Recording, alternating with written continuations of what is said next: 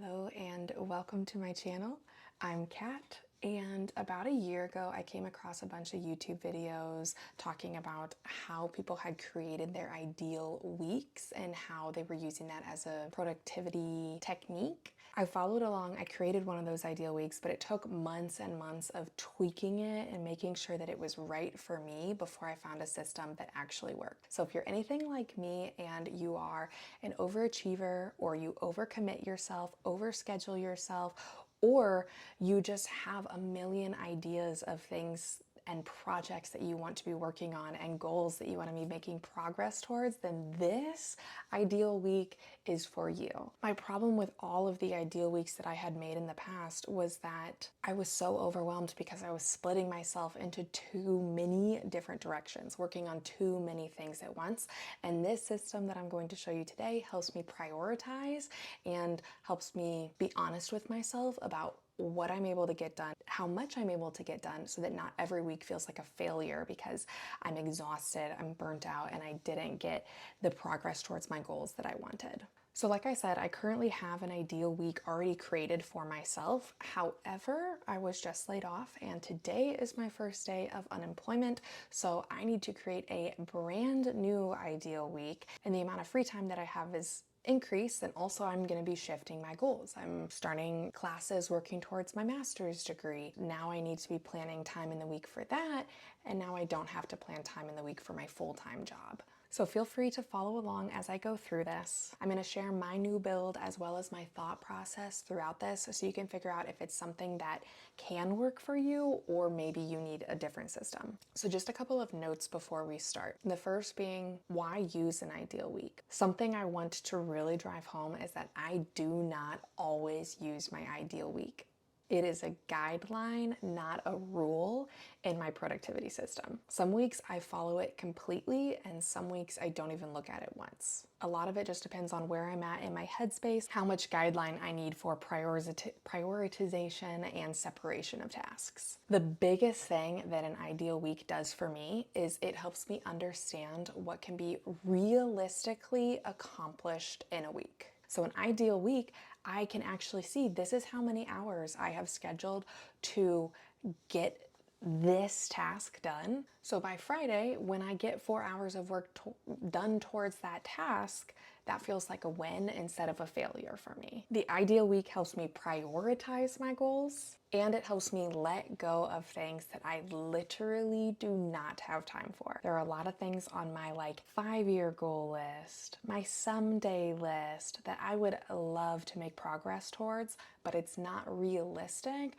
at this point in time. And so this system of ideal week helps me focus better on the tasks that I am prioritizing and helps me to separate those tasks that I am not prioritizing. All right, so now we're gonna get into it. The first step is to brain dump, make a list of all of the time commitments, projects, tasks, goals that you want to dedicate time for during the week. You can get super detailed into this. Like, I will schedule my dog's walk every day. I will schedule when I am going to be meal planning and cooking, because those are things that I want to see on my calendar. But if there are things that you know that you do every day, you don't need to include those. One way that I like to brain dump all of these tasks and commitments is into self-care categories. This helps me recognize if I've forgotten anything, and it also helps me understand what am I focusing on, where am I putting my time, see if there's any self-care categories that might be missing time that I need to pour into more. And you can create different self-care categories, whatever works for you. I'm gonna have my physical self-care category. I'm gonna have my professional/work. Then I'm going to have a financial self-care category, spiritual, social, space. That's like keeping the space around me clean, tidy, and then personal. And you can use as many of these as make sense to you. You can add more of these. You can take them away if they don't make sense to you. And then the other thing I'm going to do is put a category over here that are not right now goals. Things that I want to do in the future but just don't have a space in my ideal week. So these won't be added to my ideal week now, but they will be here when I come back to redo my ideal week in the future. That way I can reevaluate, is it time now to focus on these goals? So now I'm just gonna go through and I'm gonna write down all of the things that I want to do in a typical week.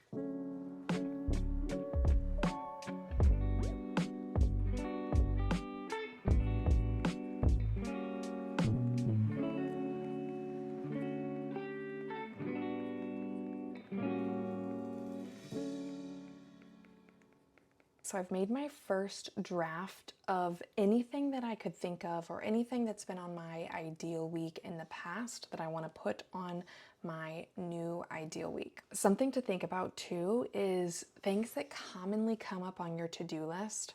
Where are those going to fit into each of these categories? No matter what I have come up on my to-do list, I know that I have a place in the week where I can schedule to get that task done.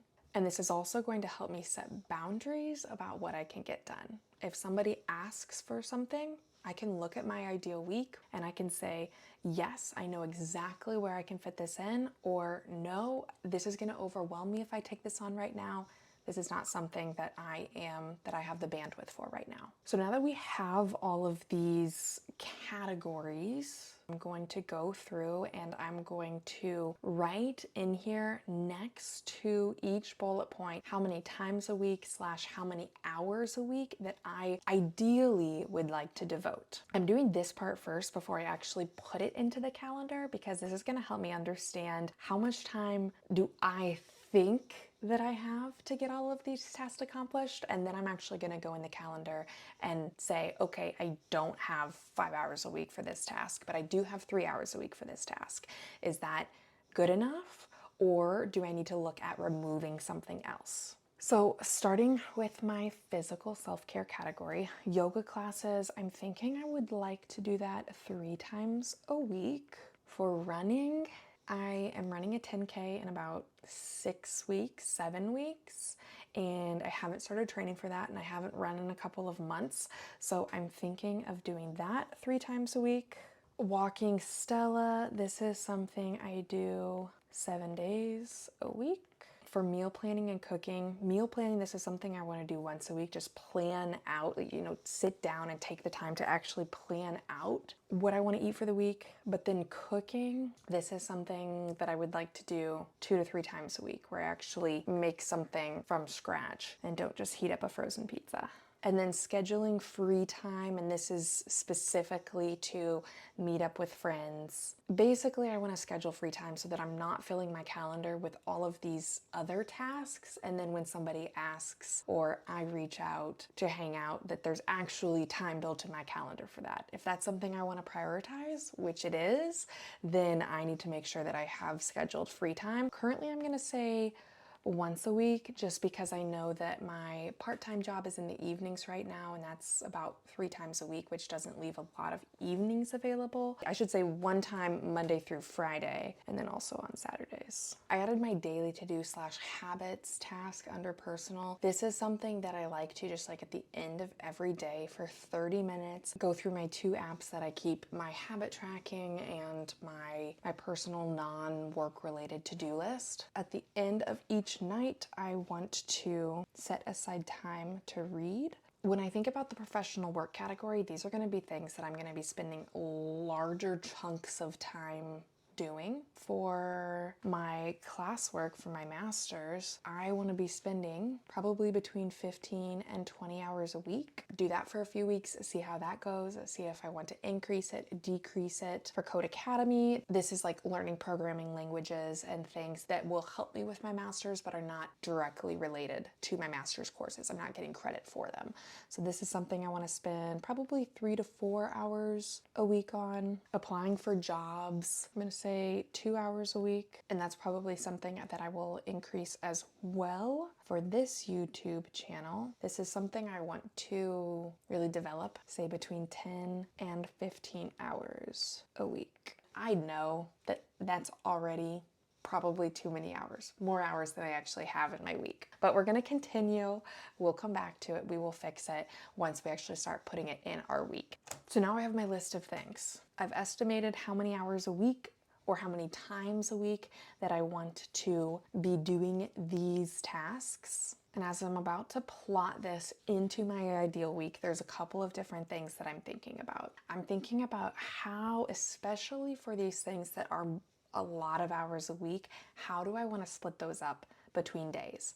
Do I want to split it up and do a little bit each day? Or do I want to make longer time blocks that I might not do every day? There's no right answer for this. A lot of it's trial and error. For some of these bigger professional and work-related self-care items, I just know that I am terrible at starting a task, but once I've started something, that I can keep going forever and ever, and I get super focused. So I'm probably going to think about making those time blocks longer, because I know I won't have to start as many tasks in a day, and that starting is the hardest part for me. If starting is not difficult for you, but maybe you get bored of a task after a while, maybe you do want to group things into shorter time blocks so that you're task switching every couple of hours or even every hour. The other thing that I kind of mentioned is some things I don't want to do every single week. And if you're like me, you get bored by the repetitive nature of doing the same thing day in and day out.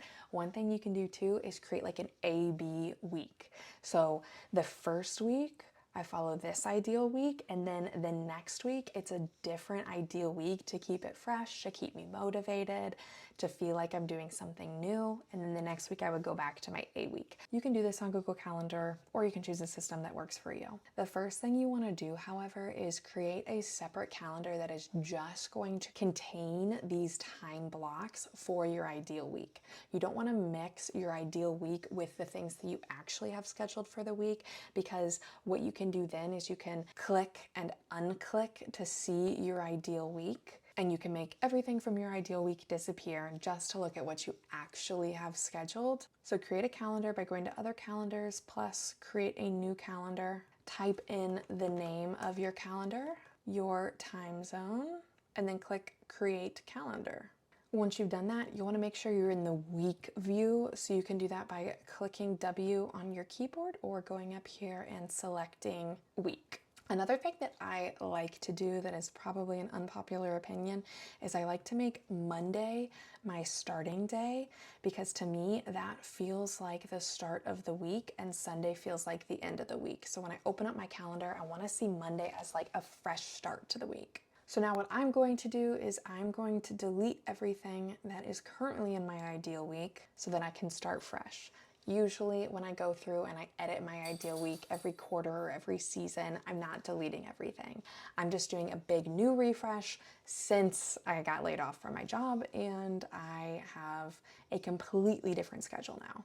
The first thing that I'm going to add is I'm going to do this in order of priority. And this is going to start with anything that has a set start time and end time, work, other commitments, anything that I don't have a choice on when that goes in my week. As I'm doing this, I will mark it off my list so that I know that I've added it. I'm going to work Tuesdays. I'm going to repeat this because this is weekly. And then also what I can do here is I can change the color. I can either make all of my ideal week the same color, or I can split it by category. And this helps me see if my weeks and my days are well balanced. Work on Thursdays and then Fridays, making sure that all of these repeat weekly. Okay, next thing I want to do is, in order of priority, I need to be working on my master's coursework. Or actually, I'm going to add in my yoga classes because those are at a specific time, and I'm going to try out, now that I don't have to be working during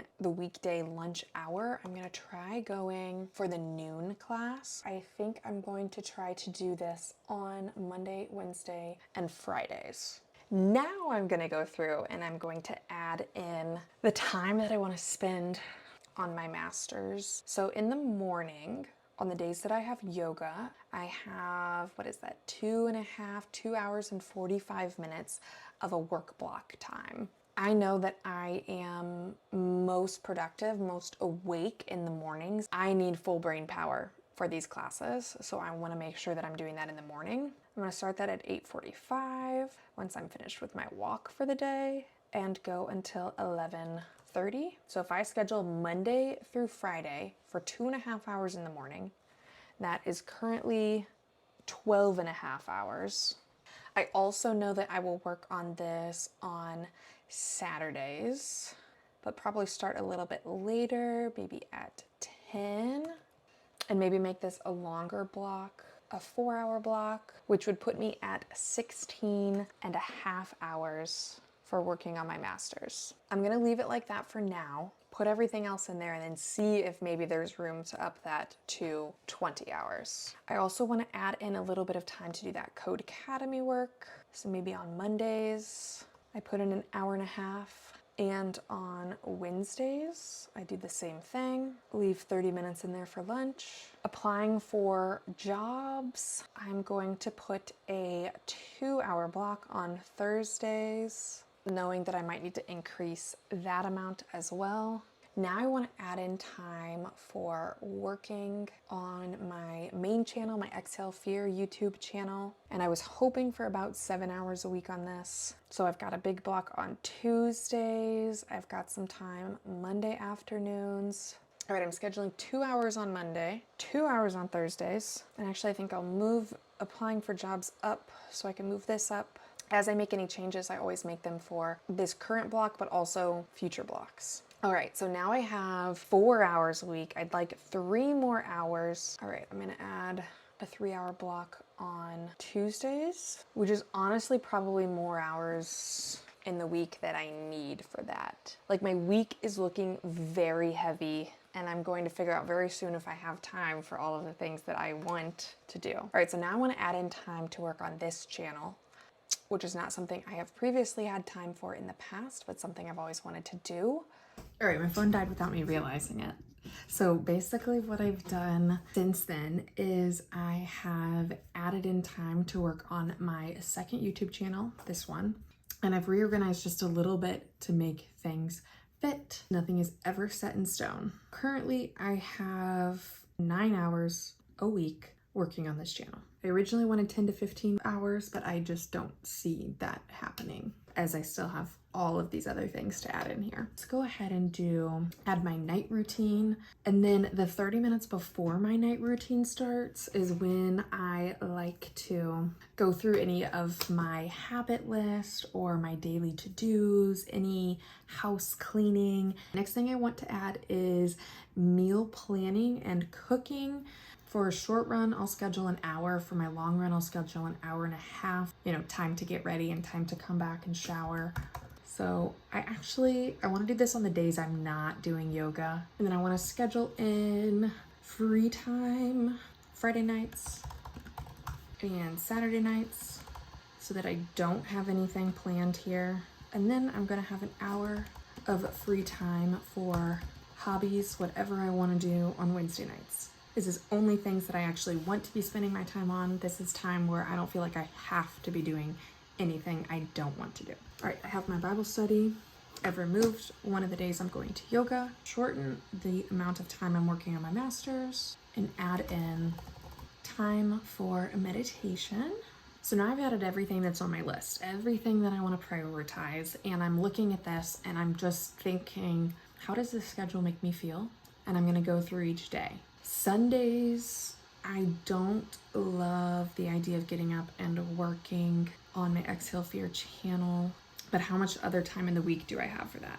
Okay, here's what I'm gonna do. I'm gonna delete this Sunday because I know I don't wanna wake up and do that. I'm gonna remove one of these Code Academies. I'm gonna commit to doing once a week, and then I'm gonna work a significant chunk of time on Mondays on Exhale Fear, just shy of 4 hours there. So that puts me at 6 hours for the week, which is in line with my goal. I said about 7. I honestly think 6 is going to be plenty for that. And I think I'm gonna take Tuesdays, make it a second channel day, and then make Saturdays a day where I can really focus on my master's for a long chunk of time. Okay, now I've made longer blocks. It's less for me to focus on one day. I'm still getting master's work done 5 days a week. I'm exercising 5 days a week, 3 times a week for cooking, and I'm feeling pretty happy with this. And as you start to work through your ideal week, you'll figure out what's working and what's not. Remember that this is a guideline and you can change this at any point in time. And then finally, once you have this built, you want to think about how you're going to use this. In another video, I'm going to go over my daily digital planning routine. And what I do is every morning, I look at my ideal day and I think about how I'm going to allocate my tasks for the time that I have set aside for that day. And for each of these time blocks, I have a separate to-do list of running tasks that need to be accomplished. So I know when I sit down to do my master's, I know exactly where to start. I know when I sit down to do my YouTube work that I know exactly where I'm going to start. That's something I keep separate. My ideal week isn't for knowing what task I'm going to get done each day. It's about prioritizing my tasks and understanding how many hours I've actually set aside to do this category of tasks for the week, and understanding what do I need to let go of that doesn't need to be prioritized right now. Because even the way I have this right now, I'm looking at this and I'm like, this is still probably too much for my ideal week. I'm probably going to need to scale back and say no to a couple more things on here. Plan time to come back to this in a couple of weeks or a month to change, reevaluate, see what's working, see what's not working. So this can be a tool that helps lessen your stress and not a tool that you feel like is increasing your stress. And if after all that, this system does not help you, don't feel like you need to use it. A productivity tool should only be used if you feel like it's adding value to your life, and something that works for someone is not going to work for everyone. So keep that in mind as you're reflecting over this. Maybe it's for you and maybe it's not, and that's okay. I hope this was helpful in understanding how I'm prioritizing my tasks and a system that you can possibly use to help you understand how many hours do you have in the week, how do you want to spend those hours, what can you say yes to, what can you say no to. Thank you for watching, and keep an eye out for my 10-minute morning productivity system as I digital plan for the day, and the different types of productivity systems that I use depending on how I'm feeling, my mood, my energy, and motivation levels. See you next time.